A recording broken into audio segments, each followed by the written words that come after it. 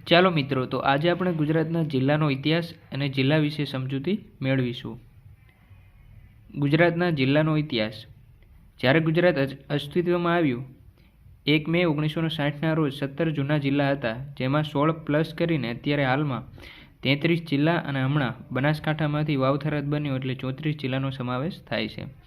જ્યારે ગુજરાત અસ્તિત્વમાં આવ્યું ત્યારે જૂના તાલુકાની જો વાત કરવામાં આવે તો 185 જેટલા હતા અને અત્યારે હાલમાં જો તાલુકા પૂછે તો 252 તાલુકાનો સમાવેશ થાય છે.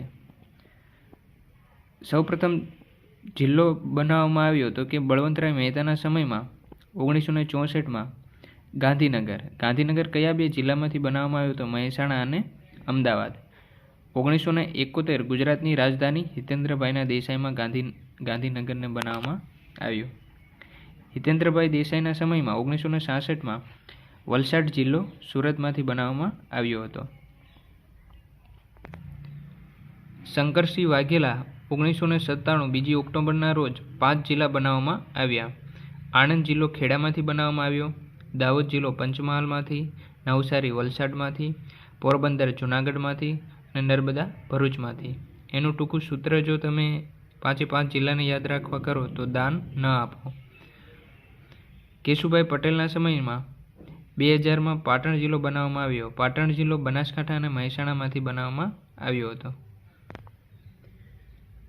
તાપી જિલ્લો 2007માં નરેન્દ્રભાઈ મોદી દ્વારા તાપી જિલ્લાની રચના કરવામાં આવી હતી. તાપી જિલ્લો સુરતમાંથી બનાવવામાં આવ્યો હતો.